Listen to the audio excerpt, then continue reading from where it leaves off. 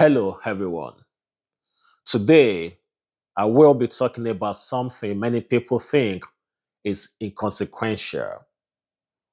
We think it's so small that it has no impact on our lives. But I can tell you with all sincerity that that thing has destroyed many lives, it has destroyed many destinies, many businesses, many ministries, and many other things. That thing is procrastination. And my topic for today is the danger of procrastination.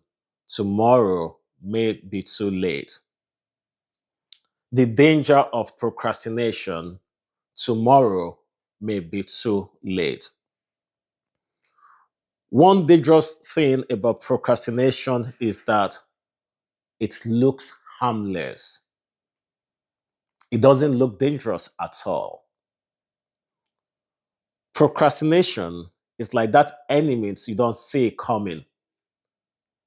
And by the time you notice it, it's too late for you to act. You see, procrastination often starts with small statements like, I will do it tomorrow. I still have time. I will start next week. Or I'm waiting for the right moment. Slowly, day becomes week, week becomes month, month becomes year. Before you know it, 10 years is gone without achieving anything. How many of you here register for that gym membership and in the last 6 months you've only been to the gym maybe 10 or 15 times? And before you registered, you told yourself that you'll be going at least 5 times a week. Ecclesiastes chapter 3 verse 1 says, there is a time for everything, a season for every activity under the heavens. What this passage is telling us in essence is that timing matters. In fact, time is the greatest enemy of man. When you lose it, you don't get it back. Some of you listening to me right now, you have some opportunities that is just right there waiting for you to take action on them, but you are sleeping on those opportunities. So let me tell you, some opportunities don't stay forever. When you miss them, they will never come back.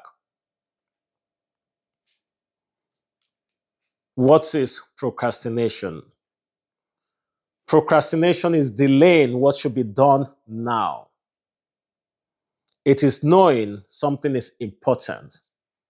You have the ability, the capacity, you have the strength to take action. But for whatever reasons known to you, you continue to postpone that action unnecessarily. Most of us, we often hide procrastination behind excuses. We will say, I'm still preparing. I want to be perfect first. Who does that? And some will even say, I'm waiting for motivation. See, if your vision, the end result of your vision is not big enough to motivate you. So it's either your vision is useless, or you are lazy, or you are visionless.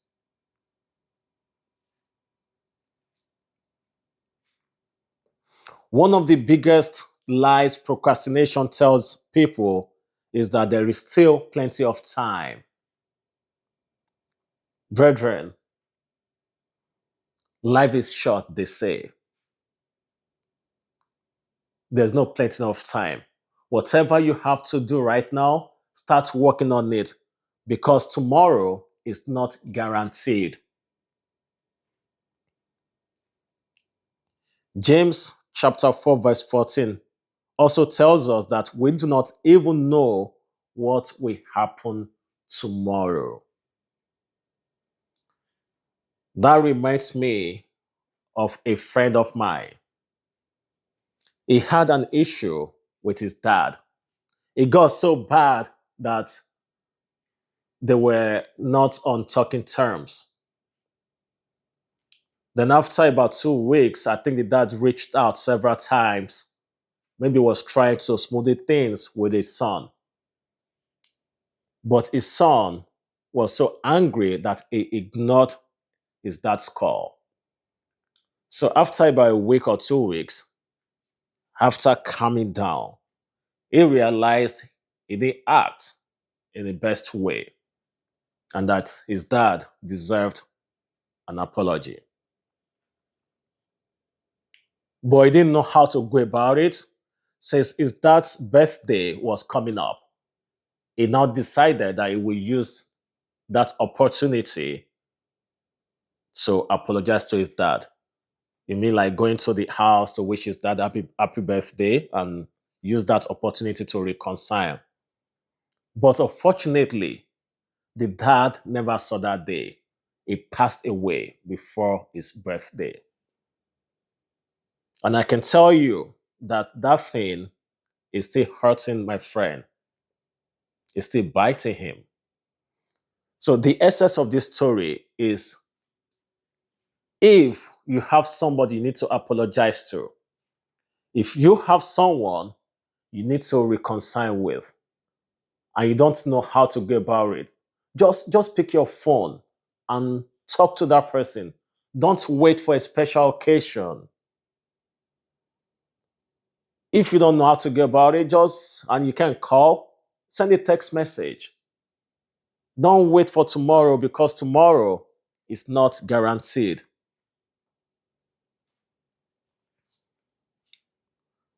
Many of us today are suffering because of delayed decisions.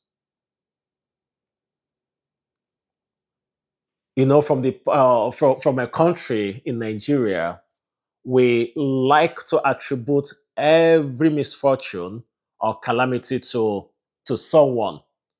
What I mean by that is we believe that somebody must be behind our misfortunes. In fact, they have a name, they call it. They will say village people. If there's something bad happening to someone, they will say your village people is doing you. But in actual sense, you are the one doing yourself. You are the one behind your own misfortune. You are the one behind your own calamity.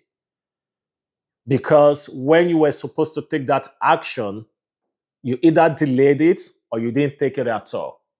When you were supposed to take that step, you did not take it.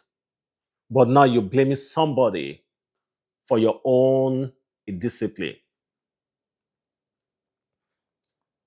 That's why you will see some people, they will say they're looking for jobs that they're not taking because their grade is not that good, that nobody's willing to give them a chance. But when they were in school, they were supposed to study, they were postponing studying. Some will even tell you that, oh, I can't assimilate anything except its exam period. Some will tell you, I study better under pressure, so I'll wait till exam period. Those are just excuses. And when the exam comes, they will not have enough time to study. They will not have enough time to cover the material. They will be so tired. Some will even study into the exam hall. At the end of the day, they give up on B and A's. They will even say, if I get a C, I will thank God. Some will even say, let me just get what Nigerians call let my people go. That is either E or D. So when you have grades like that, what are you going to do with it? See, sometimes the difference between two people is not intelligence. It is action.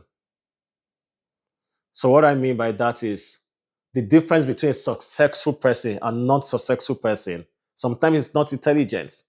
The non-successful one might be more intelligent than the successful one. But he has the idea, he had the vision, but he slept on his own. Why did not that intelligent one took actions on his, and that's why he is where he is today. Ephesians chapter 5, verse 15 to 16 says, be very careful then how you live, not as unwise, but as wise, making the most of every opportunity. You see, this passage is emphasizing that we should live as wise and take advantage of every opportunity that comes our way because tomorrow is evil. Tomorrow is not guaranteed. And also, procrastination is not only in ideas, visions, or opportunities alone. Sometimes procrastination can also become spiritual.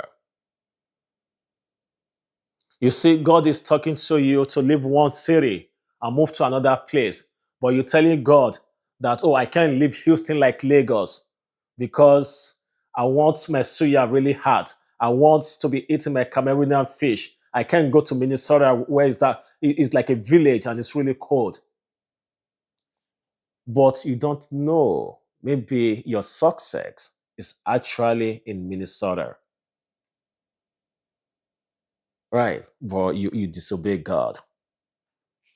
Why some people, God is telling them to serve, to serve in the church, to join a group and serve.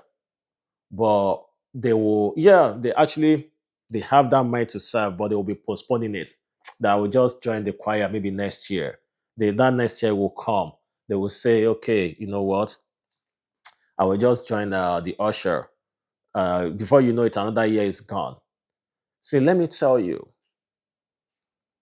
church is the place you can learn many things without paying for it. Without paying money for it. Most musicians you see today, most of them started from the church. Most instrumentalists you see today, most sound engineers that you see today, they started from the church. Most MC, they started as announcers. While they were serving God, they didn't know that God was improving their own skills. As a matter of fact, I know a lady then when we were in school, she joined the that decorating or decorator department, those that would decorate the hall where we use for our fellowship. She was just serving. She didn't know anything about decoration, about interior decoration. So while serving God, unknown to her, God was depositing skills. God was depositing knowledge into her. Today, she's one of the biggest interior decorator. And you know what? She told me that the money she makes from her the decorating business is much more than what she makes with her certificate. And she has people working for her. So while she was serving God, she didn't know that God was preparing her for the future. God was preparing her for that lifestyle that she desired.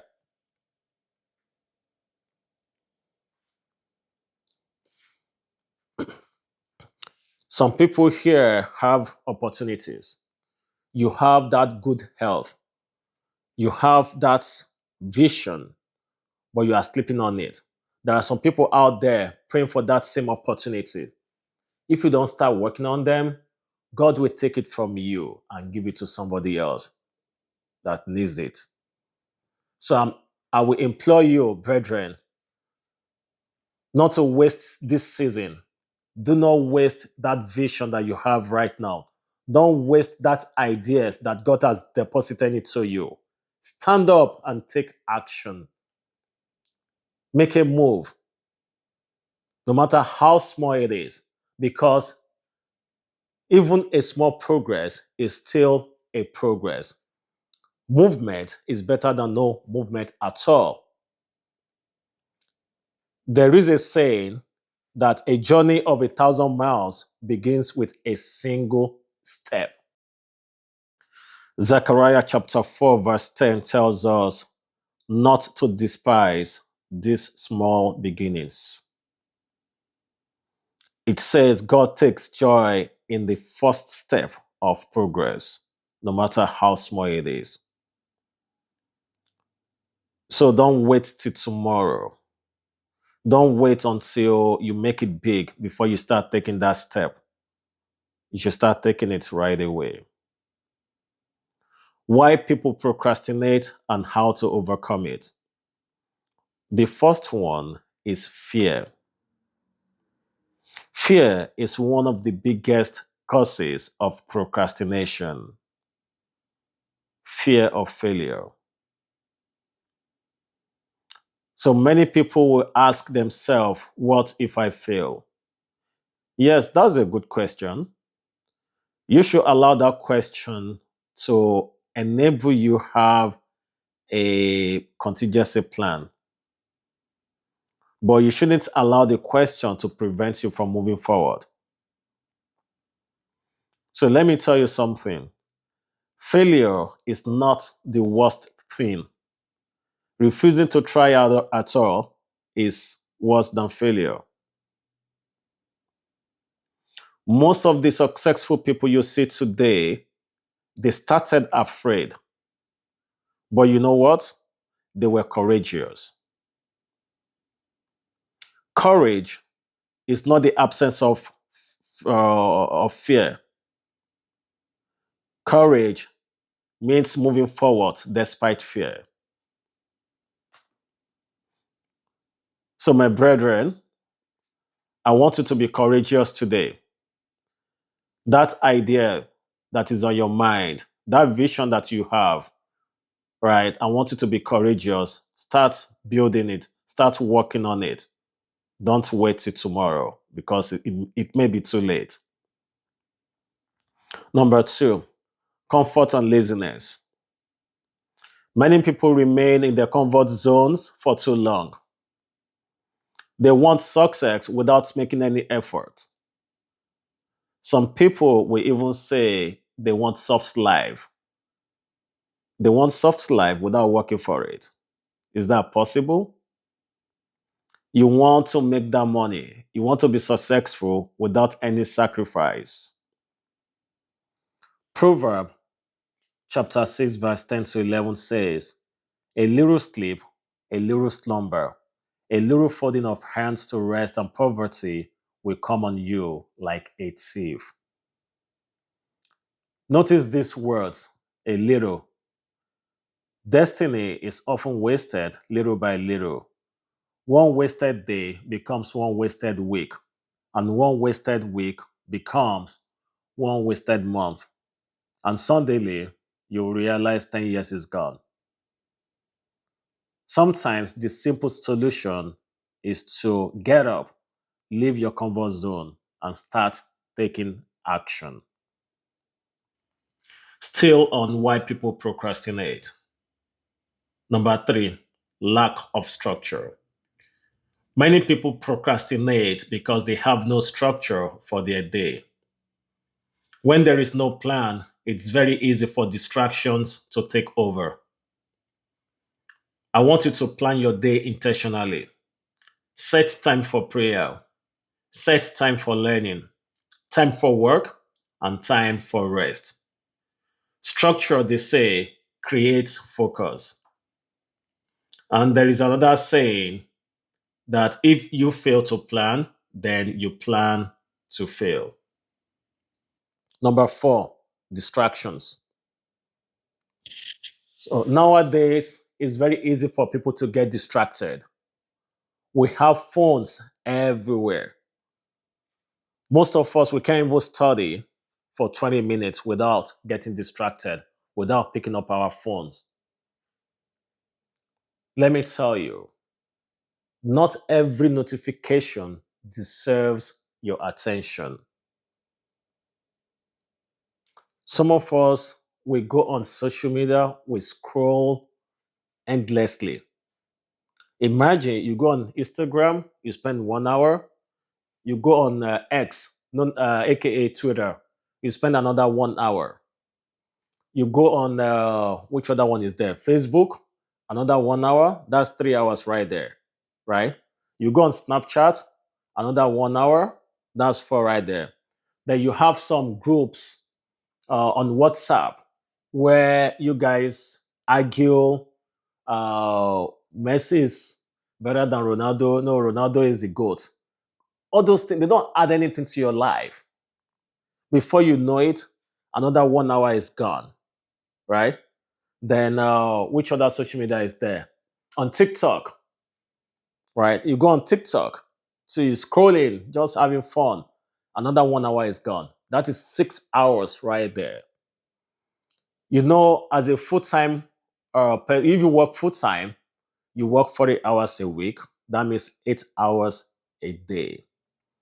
When you spend 6 hours of your time scrolling on social media, that means you have spent 75% of your productive hours just scrolling on social media, something that doesn't add anything to your life.